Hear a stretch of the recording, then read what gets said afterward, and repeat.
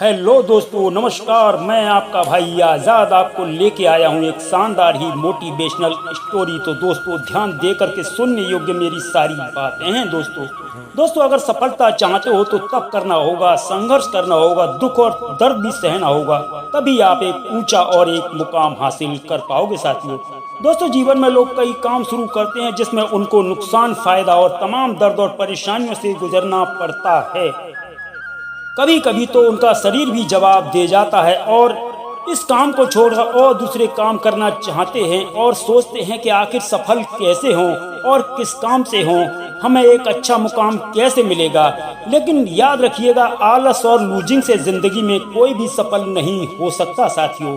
अगर सफल होना है तो हर प्रकार की कठिनाइयों से आपको गुजरना पड़ेगा, तो इसके लिए आपको सदा तैयार रहना होगा। तो चलिए दोस्तों, एक कहानी के माध्यम से मैं आपको समझाता हूँ कि एक बहुत ही जबरदस्त मोटिवेशनल स्टोरी है जिसका शीर्षक है पत्थर कैसे बना भगवान साथियों। एक बार एक मूर्तिकार अपनी छेनी और हथौड़ी से एक पत्थर को भगवान की मूर्ति का आकार देने का प्रयास कर रहा था।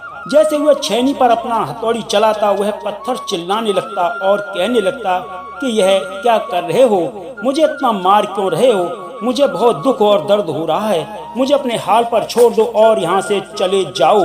मूर्तिकार ने उस पत्थर से कहा कि मुझे बहुत अच्छे से पता है कि तुम्हें बहुत ज्यादा दर्द हो रहा होगा और काफी तकलीफ भी हो रही होगी, लेकिन यदि आज तुमने ये दर्द और पीड़ा तकलीफ नहीं सही तो तुम कहीं के नहीं रहोगे और सदा यहीं पर इसी हाल में पड़े रहोगे। मुझे पता है कि आप एक बहुत ही खूबसूरत पत्थर और तुम्हारे अंदर आगे बढ़ने की बहुत संभावनाएं हैं, लेकिन तुम दर्द नहीं सह पाओगे तो कभी भी आगे नहीं बढ़ पाओगे।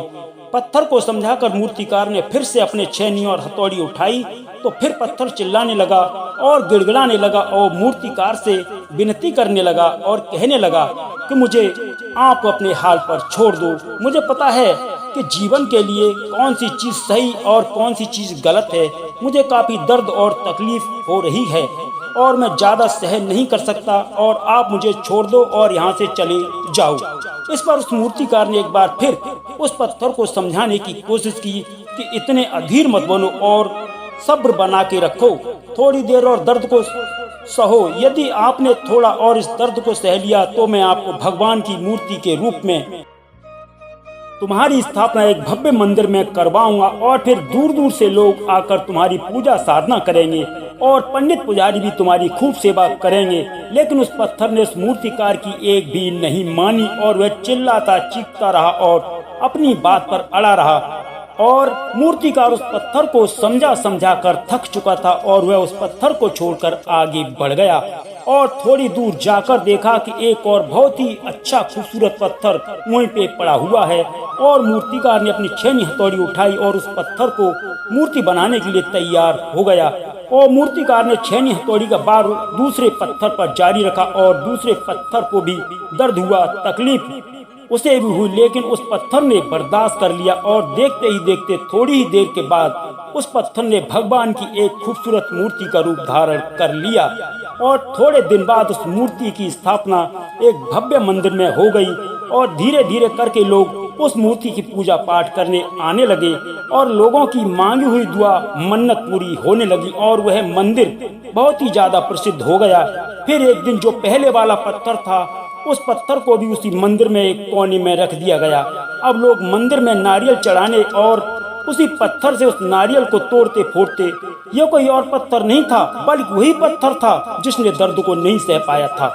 और वह पत्थर मन ही मन बहुत पछता रहा था और बहुत दुखी हो रहा था और अपने आप से कह रहा था कि काश मैंने उस दिन उस दर्द को, उस तकलीफ को सह लिया होता तो आज लोग मेरी पूजा करते। इसलिए दोस्तों, आप भी अपने जीवन में हमेशा याद रखिए कि जब भी आप अपने कैरियर की शुरुआत में किसी काम को कर रहे हो और उसमें आपको दर्द तकलीफ हो रही है और आपको ज्यादा मेहनत करनी पड़ रही है, तो आप रुकिएगा मत और किसी और नए रास्ते की शुरुआत मत करिएगा, क्योंकि इस तरह आप नए नए रास्ते की शुरुआत करते रहोगे तो आपको कभी भी सफलता नहीं मिल सकती। इसलिए आपका अपनी मंजिल पाने पर हर एक दर्द और तकलीफ से गुजरना होगा और तभी आप एक सफलता का मुकाम हासिल कर पाओगे साथियों। इसी का नाम असली जिंदगी है। दोस्तों, अगर हमारी वीडियो आपको अच्छी लगी हो तो वीडियो को शेयर करें, शेयर करें, लाइक करें, कमेंट करें और सब्सक्राइब करें। इसी के लिए साथियों, जय हिंद, जय भारत, वंदे मातरम दोस्तों।